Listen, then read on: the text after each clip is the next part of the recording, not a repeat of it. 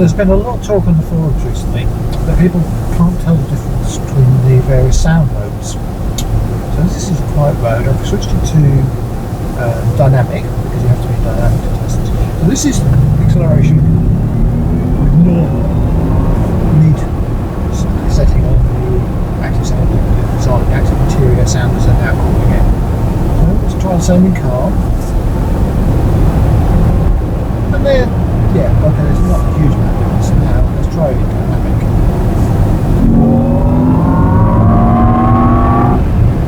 There's a lot of difference there. I think I'll go back to car.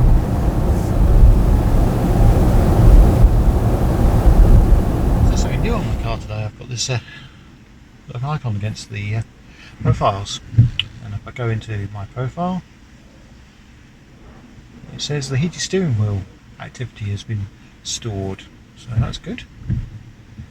And yep, we'll let that store that because I've been using it a couple of times over the last couple of days because it got a bit colder. Very nice it is too. So last year I went out to see my uncle in France. I was driving the hybrid then. Obviously didn't actually need to charge, but I actually spotted chargers on the way around and noticed a lot of these were on something called Charge Map, which is an app you can get downloaded. There's also a Charge Map card which you can write away with. And it's one of the more expensive ones to actually get, somewhere around the £15 mark I seem to remember. But if you look on chargemap.com you can find that out for yourselves. But what I was impressed with when it arrived just recently is what came in the packaging. So this is what was in the packaging. We got a letter.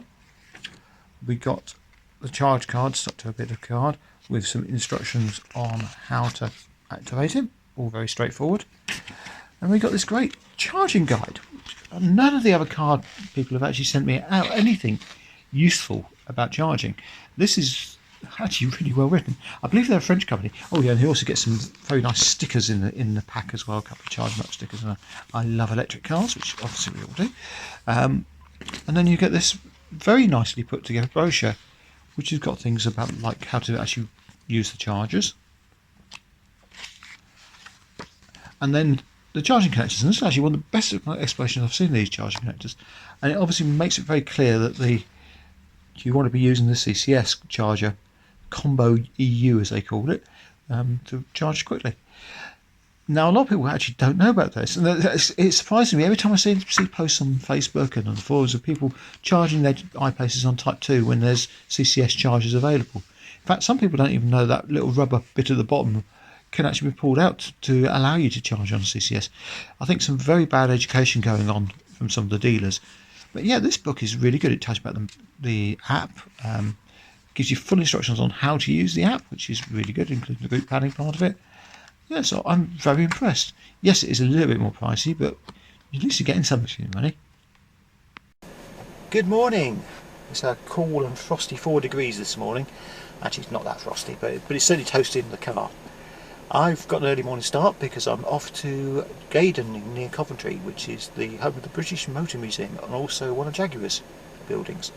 But this morning it's the home of the Jaguar Breakfast Club, a group of Jaguar owners all getting together, including a group of iPace owners from the Facebook forums. So I'm going to go over and meet some of those guys and have a chat. I'm just going to program the sat-nav now and we'll be on our way. That's what I want.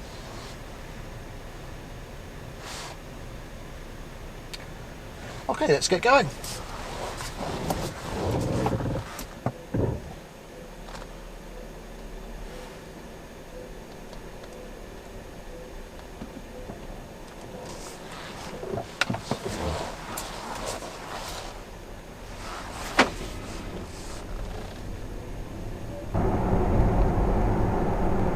So today's trip is around about 89 miles. I've got 214 miles on the gasometer, so it should be doable actually, and without a charge. I might be able to just do that in one. Should we risk it? Should we try and get them back without charging? Could be interesting. Might be pushing it a little bit, but we can always charge when we get back here. Yeah, I'm up for the challenge. Let's do that. I do have to stop on the way back to visit someone, but that's not going to take me too far off track. So yeah, I think it's doable.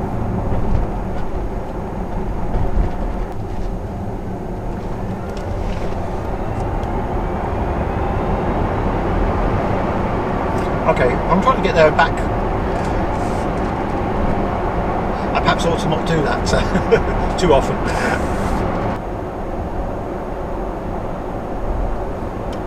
So I'm due there at 9:30 this morning. It's 7:20 now. It's telling me I'm going to get there at 9 o'clock. But I've hit bad traffic around that road before now, so I'm going to be cautious about that. Hopefully it'll be okay.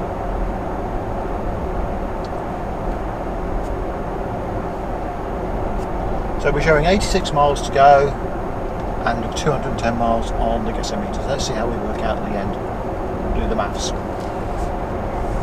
I guess I can go faster now.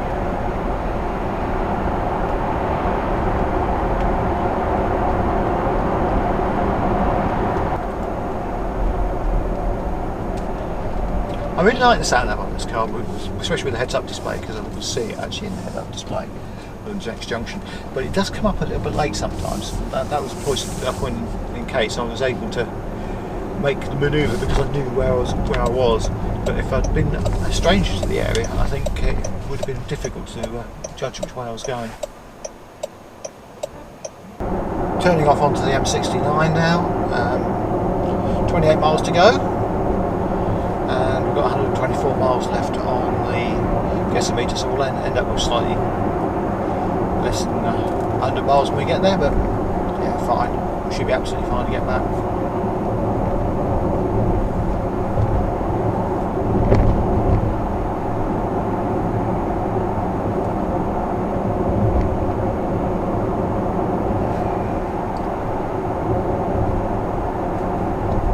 Lovely smooth journey so far. Rocking to the tunes, of course.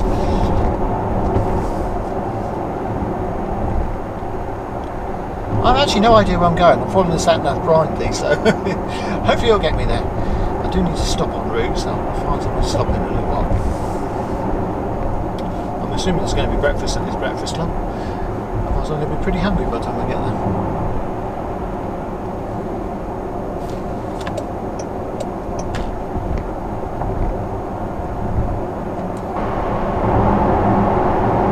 So the gasometer now says 120 miles for the range, and we've got 25 miles to go. So yeah, we'll see if we end up with 95 miles or without it.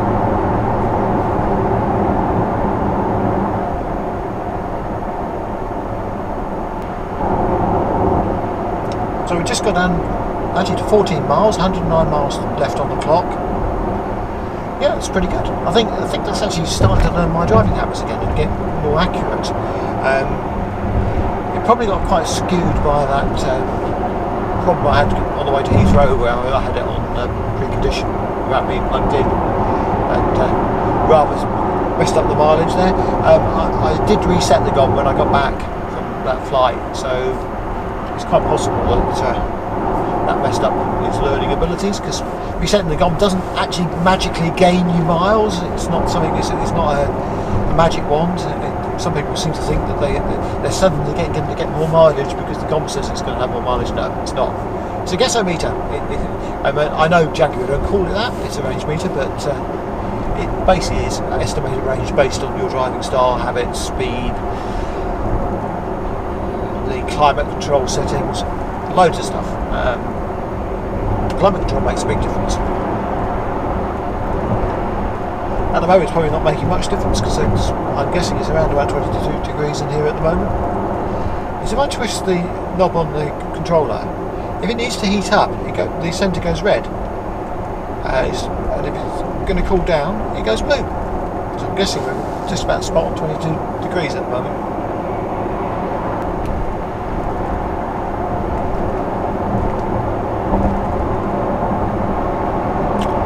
Stop at these services.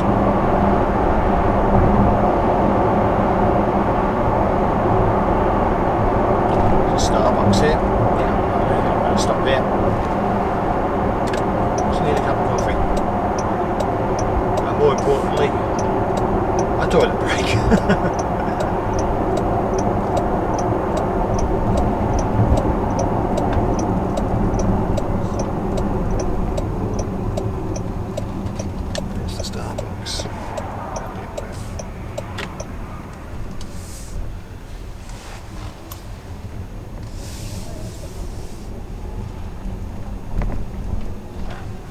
may have messed that up. I'm not sure I can actually get across there, but we'll have a look.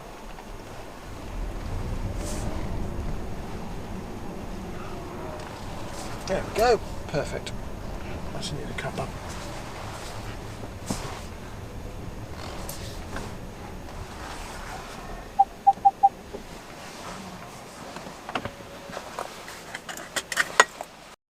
So just a quick stop en route to pick up some Easter eggs. As the guys at the Jaguar Breakfast Club are doing a very good thing of collecting Easter eggs in for local charities. So yeah, good stuff. So we'll drop some of those off on the way. Anyway, I'm just at Starbucks. I'm just going to have a quick cup of coffee, and then I've got about 20 minutes to go. So good.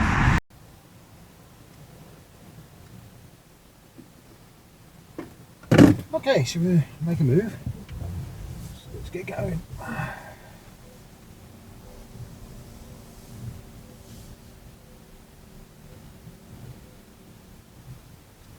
We'll take a slow haul to Gaydon. So we've got 11 miles left to go. 104 miles on the clock.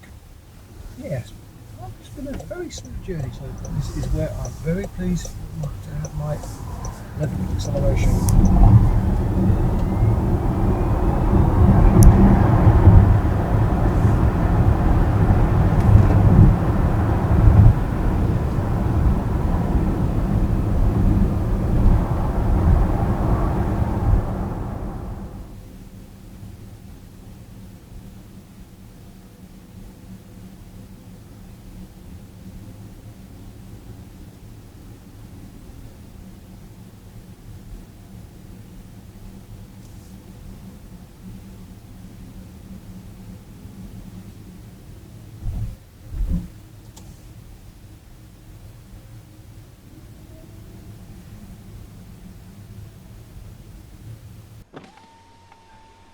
Good morning.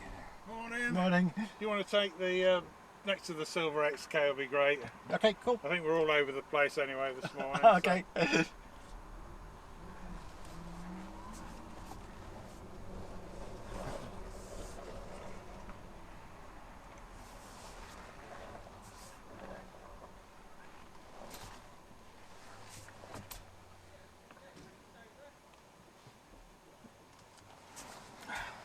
Come back a little bit. He's a bit far forward. Yeah, I have. Come back a little bit. Yeah.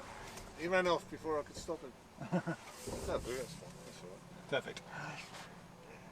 I couldn't get us all together, all the eye faces. No. And Jonathan George. Oh, Jonathan, it's Gary. Oh, Gary. When we go, we sit together. So we can talk about eye faces. Sounds a good move. Okay. But I was going to try and get us together, but it's a bit too complicated, you know. Yeah. We could have gone on the tarmac maybe, but don't matter. Well, there's another one. So. We'll get two of us together anyway. Two anyway. I could move it, I suppose. But actually, I could.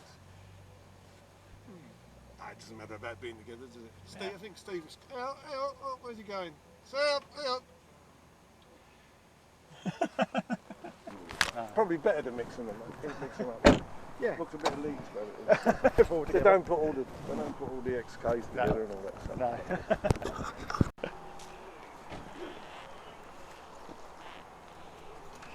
Well, we managed to arrive here, and this is Nigel's car from the Facebook group. Very nice. We're just chatting away about iPad click and go connectors which don't quite fit, but we'll talk about that later. Lovely car.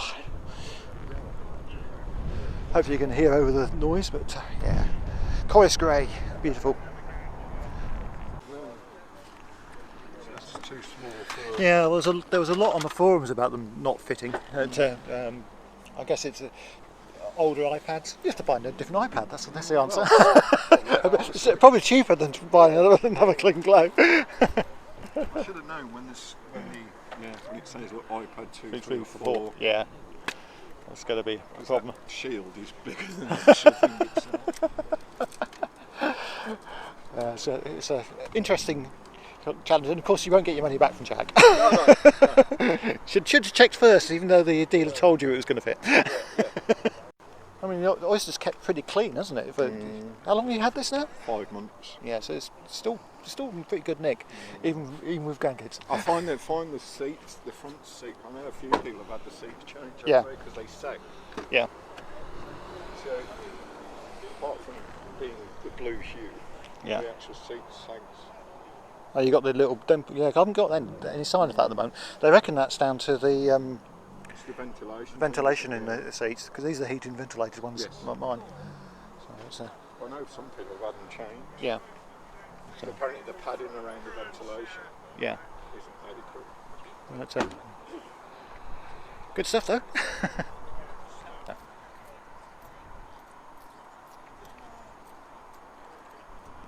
How many times have you been to this event? This is the third, I think. I didn't actually know about it until I joined the Facebook group. We perhaps ought to advertise it in the iPace forums as well, because there's a lot of owners on there who aren't on the Facebook group, so they don't like Facebook. I think a lot are, you're right. Where do we go?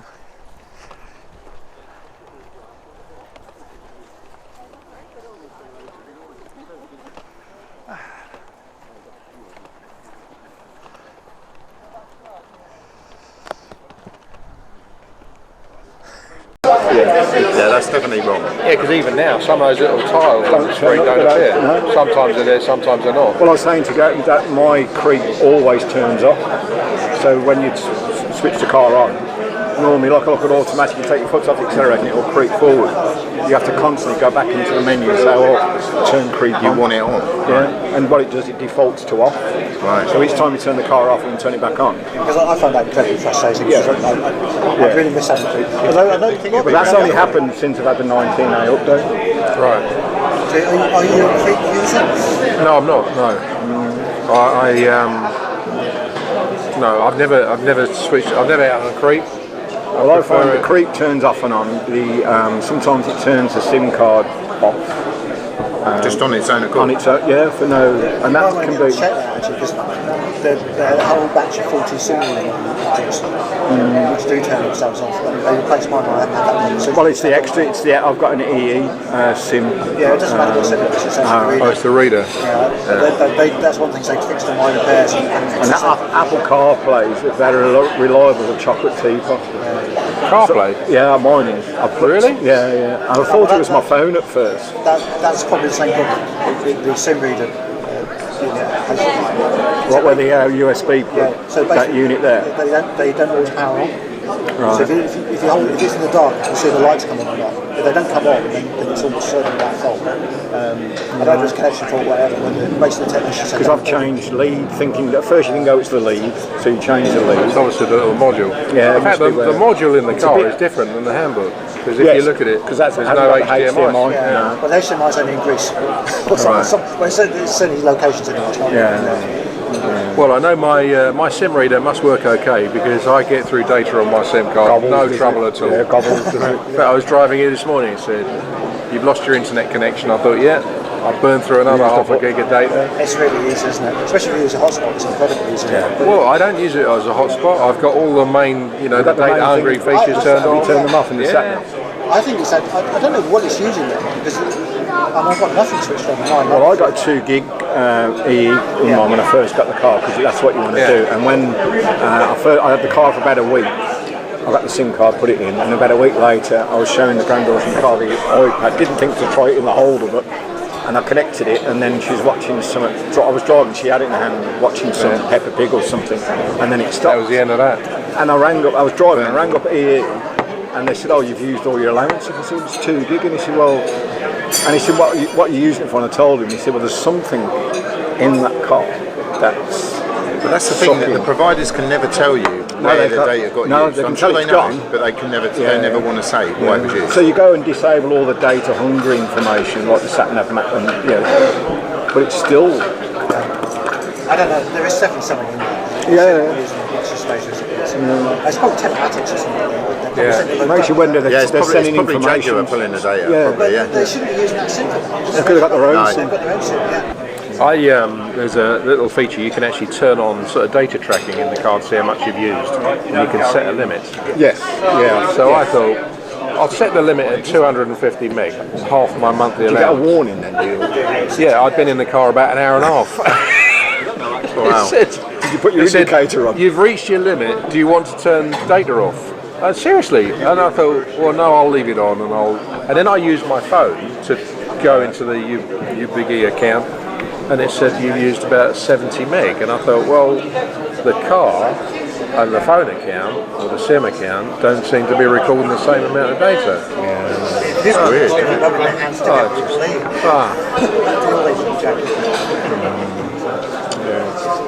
I think, and that's generally all those little quirky. That's what just looms in the back of your mind, which makes the car look. It's lovely to drive. It's a lovely looking car. It's just certain things. You get in the car, you get up in the morning, you look at the car, and you think this car's great, and you get in it, and you switch it on, and then something niggles you. I can't do this because of this isn't working. Then it takes the enjoyment out a little bit, doesn't it? And it will say, "Oh, sat nav loaded." And you're like, okay, I could have got an A to Z and done it quicker. And then when you put the address in, my sat nav isn't any quicker since I had the update. You get the whirring wheel. I don't see. I never get that. I never get nav loading or anything like that. I don't. No. It's weird, isn't it? How they can be so different. So and yet the update's exactly the same. Yeah, we're both running 19A. Yeah, and it's things like that. In today's world, where you want things to be. Yeah, I mean, I had a full-size Range Rover, and every time I used to drive it, loved the car, everything about it, but warning lights just popping up, and it got to me that I just had to get rid of it. Yeah, it just so annoyed me. Yeah. You know, take it to dealership, they go, no, I can't see anything. You know, reset it. Oh, another one comes up, and the enjoyment just goes completely. I wonder if your sat nav is still related to your SIM card.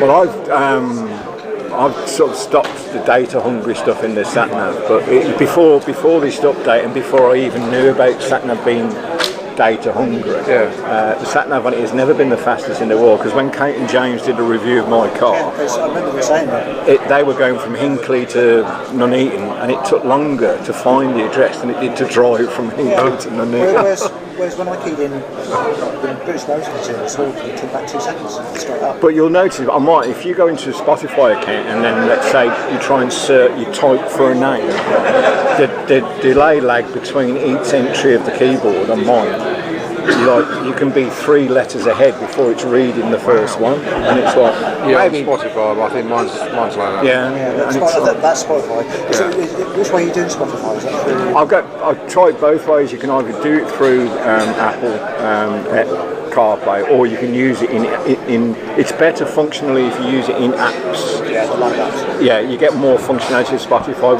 Through Apple CarPlay, you get the basic. But even if you use Spotify in the car, is that your own data SIM or the car's data?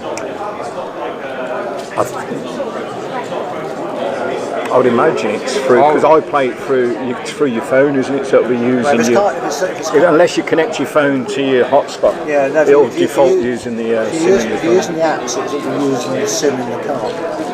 Yeah, but if you use it connected through your phone, it'll use your data. Yeah, I mean, I had assumed that when I'm using Spotify from my phone, it's using my phone data. Yes, but you can use it from an app. Unless you connect, Unless I'm assuming then it's using the data.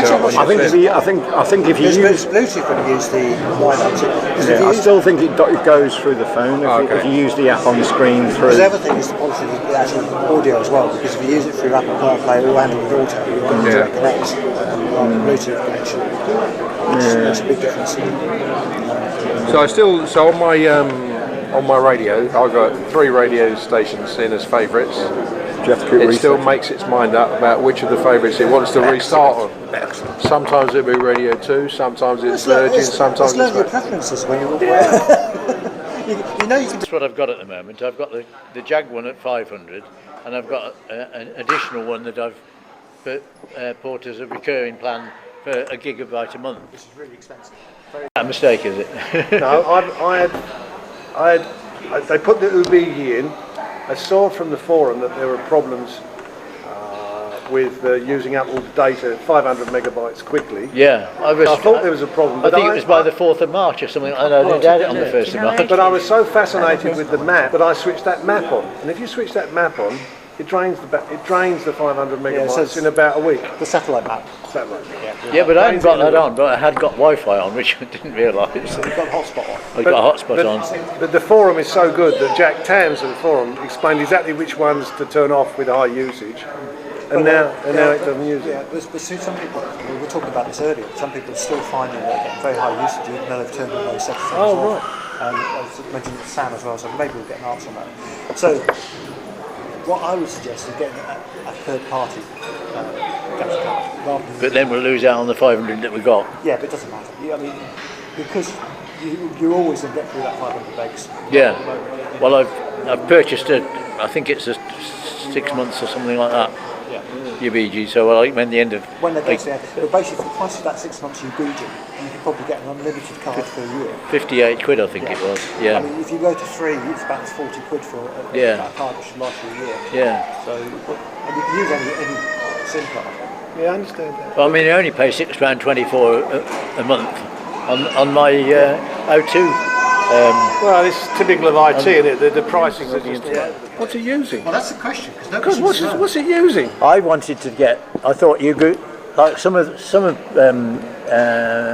suppliers tell you what you're using on what. Yeah. But this has no information whatever. I guess it's map searches would definitely be using it. Well, presumably, if you're doing like I do, I put the route I want to follow on the route planner, and then that communicates with the car. It's nothing to do with the route planner, is it? Oh, is it? Yes, it is. Yeah, the route planner. They're syncing with the route planner. That would definitely be one of the things. Yeah. So I guess if you've got a lot of routes, you could potentially be using a lot of data. Yeah. Yeah. I don't know the answer to that. No.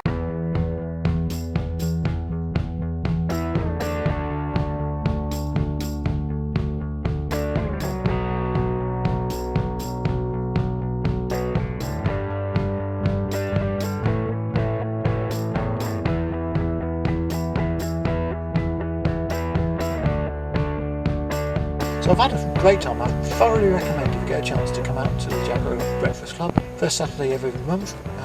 Yeah, really good stuff. Anyway, I'll go head back now. I've got 88 miles showing on the GOM. So that's quite an interesting one. I wonder how far back it actually is to get home. Let's find out.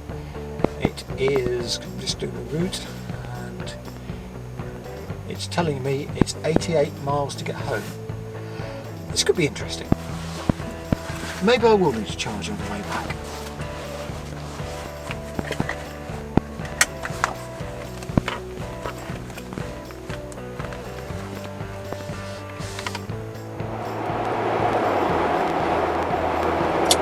So this journey is proving interesting. I've currently got 51 miles of range left and 52.9 miles to go. That's not going to work. So I'm going to look and see if I can stop on the way back. I'm not quite sure why I use so much power on the way back. It's, I haven't been driving it like a Jag. I've actually been very cautious, but it's definitely using up some bit of power. I've actually put it into range mode now, so the centre screen's gone off and the air conditioning's gone off. And we're just coasting along at 65 miles an hour to try and keep us going. I mean, the kilowatt hours per 100 miles is around about 11 at the moment, so maybe we'll catch some of this up. We'll see. So I've decided to actually stop at a charger for a few minutes, just to give myself enough emergency range. I think what the difference is that this morning I had the chance to precondition, and that obviously made a huge difference on the range, because I should have made it back ease. I know I had a half tank when I got there. Whereas I'm now showing 44 miles to go and 40 miles of range. So yeah, really goes to show the benefit of preconditioning. I mean, it's 11 degrees today, so it is coldish, which does make a difference. We know that makes a difference. But yeah, it's scary how much I'm actually using. Still, we're getting there. And this is not going to be too far through, so there's enough charges to go around. It's not going to be a problem. I'll get home alright. It's not. I've not got no anxiety about this. I'm running reasonably slowly at the moment. I can speed up a bit. Take the view I'm actually going to charge. Yeah, it's not a problem though. Yeah, can't you find that? Yeah, so quite a relief to actually make it to this charger. I'm going to plug in and charge for about 15 minutes and I'll be on my way again. So a quick 15-minute charger up to 63 miles of range, 33%. That'll do to get me home. So I've got 42 miles left on the range meter and 13 miles to go, so easy going to get home. I'm going to call it a day there. If you enjoyed this episode, and I hope you have, because it was really good at Gaydon, leave it a like, subscribe if you'd like to, and if you want to, comment below. I'd love to hear the comments, especially about some of the stuff we discussed at Gaydon. See what you think. Anyway, for now, take care.